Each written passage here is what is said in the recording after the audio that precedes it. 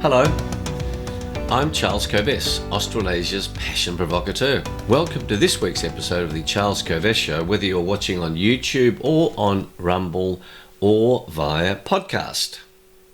In this week's show, my big idea is to explore the 11 wonderful ways in which industrial hemp can and will save our planet, provided that governments do not get in the way.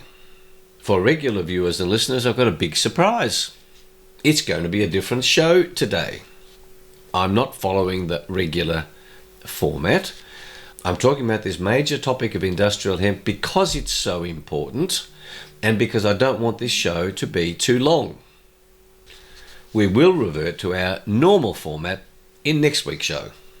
This show was inspired by my need this week to prepare a submission to the Victorian Government here in Australia that is conducting an inquiry on industrial hemp and how it can help Victoria into the future. I'm the Chief Executive Officer of Textile and Composite Industries. I started consulting to that company in October 2012, almost 11 years ago. I became the Chief Executive Officer when the founder of the company, Adrian Clarke, died in October 2015, 3 years after I started to get involved with the company. TCI supplies the world's best hemp decorticator, a machine for processing hemp, all around the world. A picture of that decorticator is now on your screen. The website for the company is textilecomposite.industries.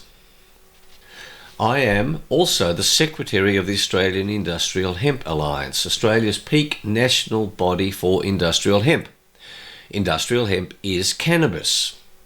It is low-THC form of cannabis, and it is THC that gets you high. Any cannabis with low THC will not get you high. CBD, that you've heard of, I'm sure, does not get you high. Many politicians do not understand this, and many politicians make decisions about cannabis and hemp whilst being totally ignorant. I became Secretary of AIHA in 2017. Its website is hempalliance.org.au. I am on the four-man executive board of the Federation of International Hemp Organisations. I am the Secretary of FIHO. There are 9 directors globally of FIHO. Its website is fiho.org. So you might say, I know a little bit about industrial hemp and cannabis. I consider industrial hemp and the cannabis plant to be the most amazing plant available to humanity. For those of you who believe in God, I consider it's the most amazing plant given to humanity by God. But presently, it's a cottage industry globally. In other words, it's a small industry. Why do you think that is? I am often asked this question. If hemp is so good, how come it's such a small industry? It has less than 300,000 hectares of hemp growing globally. My simple answer to that is bloody politicians or incompetent politicians or corrupt politicians or some other descriptor of politicians, as well as government interference in the name of safety. Well, you know how good governments are at protecting your safety. Just look at what we've been going through for the last 4 years, all in the name of saving you. I don't want government to save me, thank you very much. Governments are also corrupted because they act in the commercial interests of other parties. They make decisions based on the representations of people whose existing business interests will be harmed if they stop blocking new products, new solutions coming on the market. And hemp and cannabis is one of those solutions and has been proven to be blocked by government interference. It's now time for that government interference to be totally removed. I call on the removal of that government interference. Hemp's time is here. I will share 11 wonderful ways in which hemp will save our planet. And then I will share 5 steps that must be taken by government authorities, by companies, and each one of us watching and viewing this show. If these steps are taken, hemp's time will indeed be here.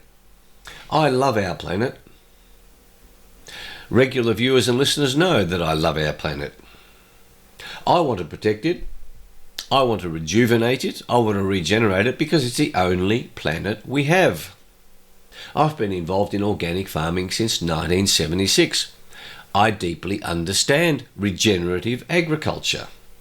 Our planet certainly has a soil emergency problem. It has been chemicalized beyond belief. Our planet has a waste problem, particularly plastic waste and plastic pollution. Our planet has water and air pollution problems. However, our planet does not have a climate emergency or a climate crisis.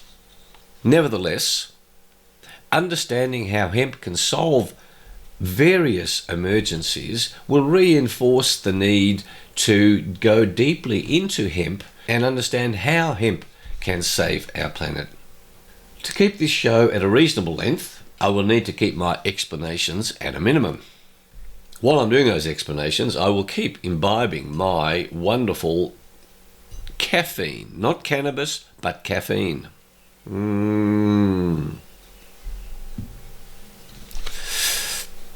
Further details of all of these propositions that I'm putting to you are available on request. Any one of you who wants me to speak at conferences or meetings or corporate meetings is most welcome to contact me, and let's have a discussion about that.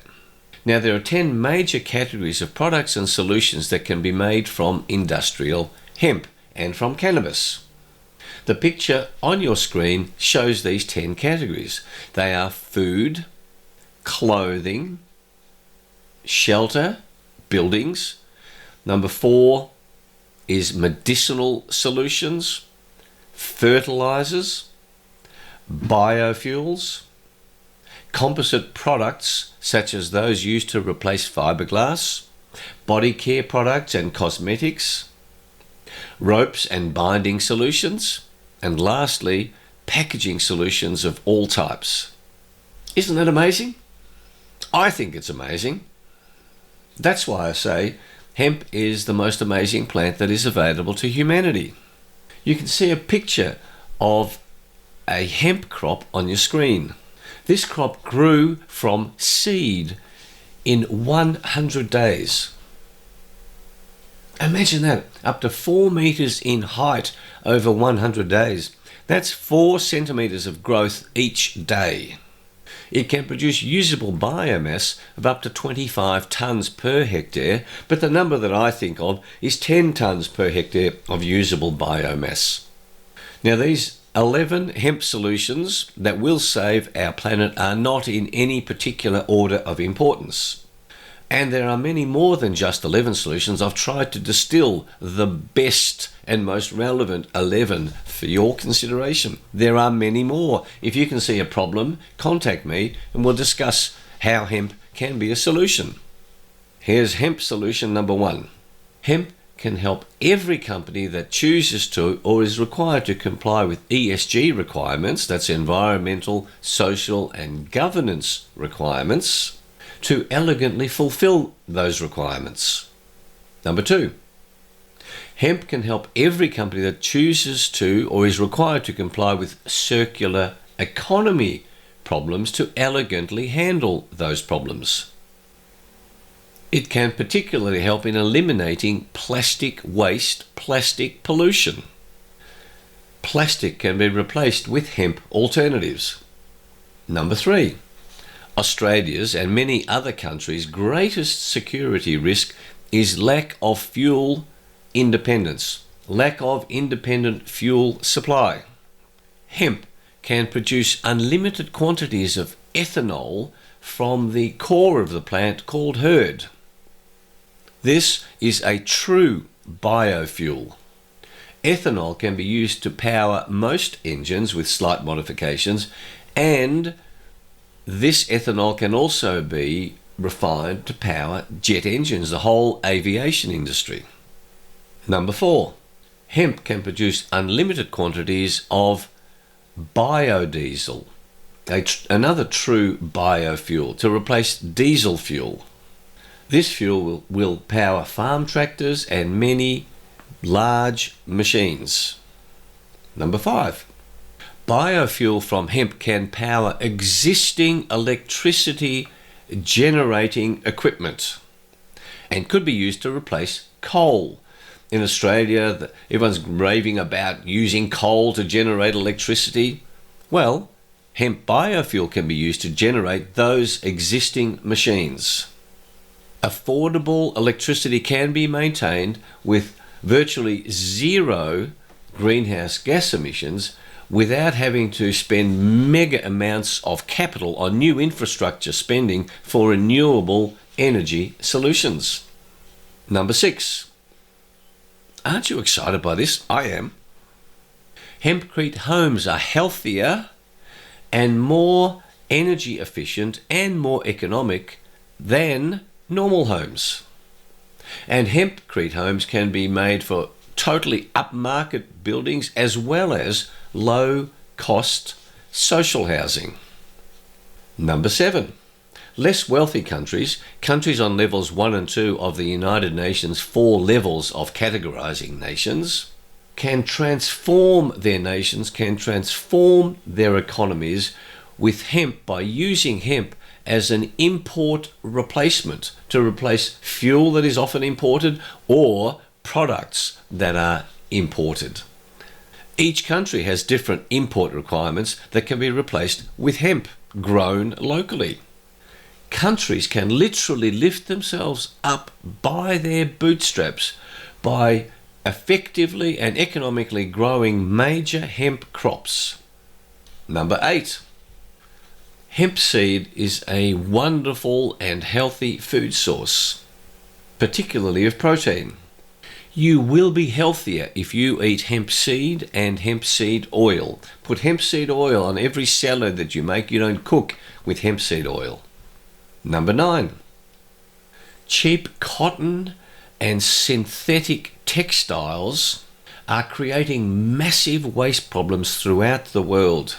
Hemp clothing will solve that problem. Hemp clothing and hemp textiles are better, healthier, create less waste because people hold on to them and use them for a long time, and will therefore reduce textile waste problems.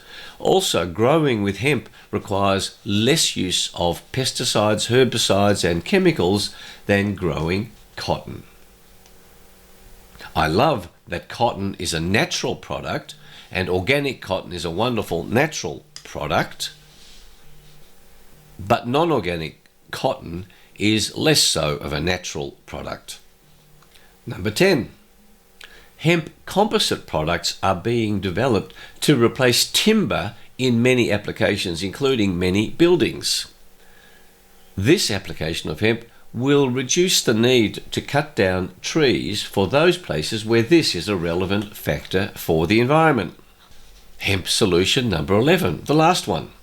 New jobs will be created requiring new skills for the ongoing transformation of hemp crops into the wonderful range of products that can be made from hemp. And this creation of new jobs and new skills will also lift the economic prospects, the GDP, and also the quality of life in countries. There are many more solutions. These 11 solutions alone can enable any country to achieve net zero carbon emissions if it wishes to. Although for the reasons previously expressed, I'm not so concerned about net zero, because I say there is no climate emergency, there is no climate crisis, but we have the other emergencies.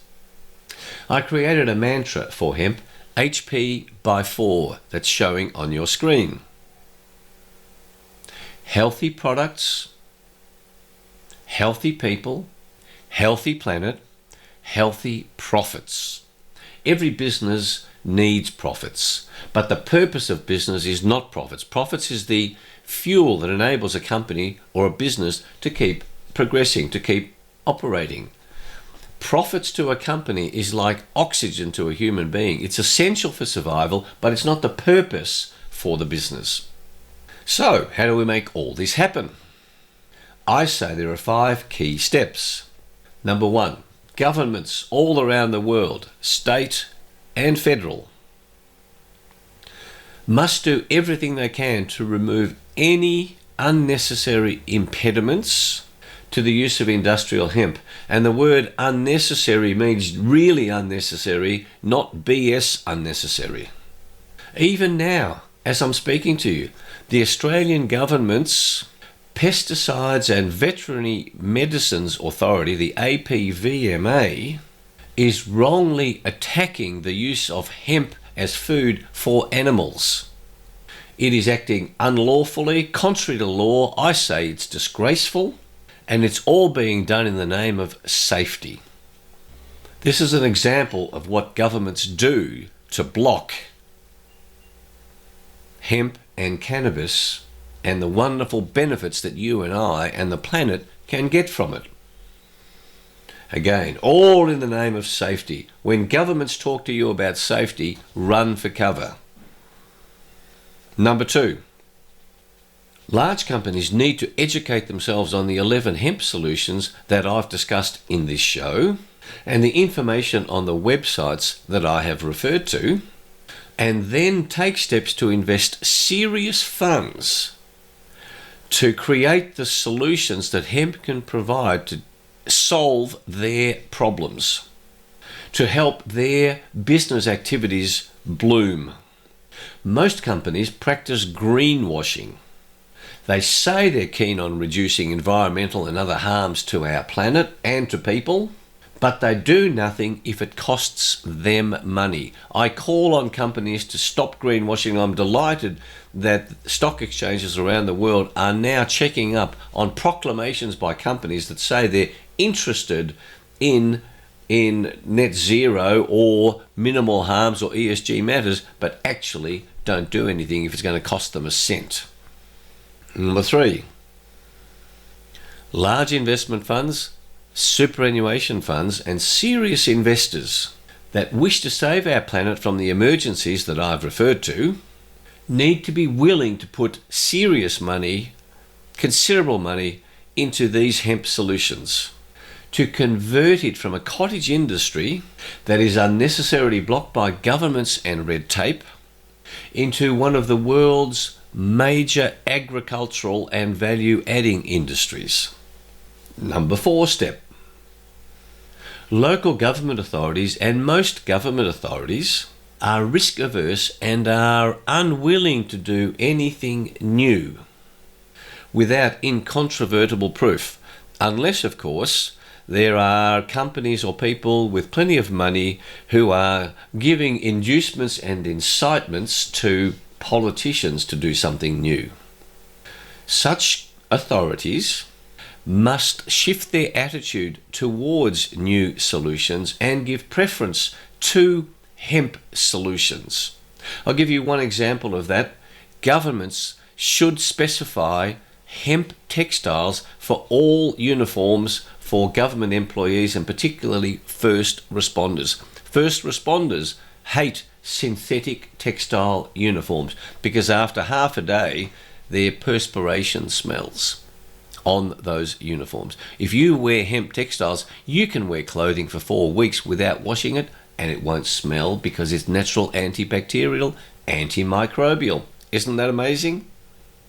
Number 5, the last step. You, dear viewers and listeners, need to demand hemp products and solutions from large companies, from your suppliers of various products and solutions, and from your retail suppliers, so that your demand will drive ever-increasing investment and ever-increasing solutions from all industry. That demand will drive investment. It will be a mutually supportive, circular economical growth. So there you have it. Industrial hemp and cannabis can save our planet, and it will. The only question is how quickly this will happen. I want to see it happen quickly. It's up to us. And there are people watching and listening to the show who work in government who can play a crucial role in implementing these 5 steps to use these 5 hemp solutions. Let's make it happen. Again, please don't hesitate to ask for any further information or resources you need arising from the ideas that we've suggested in this show. I'm confident about the importance, the value of industrial hemp. I'm confident that hemp can solve many of the emergencies that face us. I'm confident that hemp can save and will save our planet. And I'm confident that if we speak up enough against government interference, that interference to the progress of hemp will reduce. Thanks for watching or listening. Have a great week full of passion, challenge, and the enjoyable exploration of who you are. I look forward to being with you next week. Bye.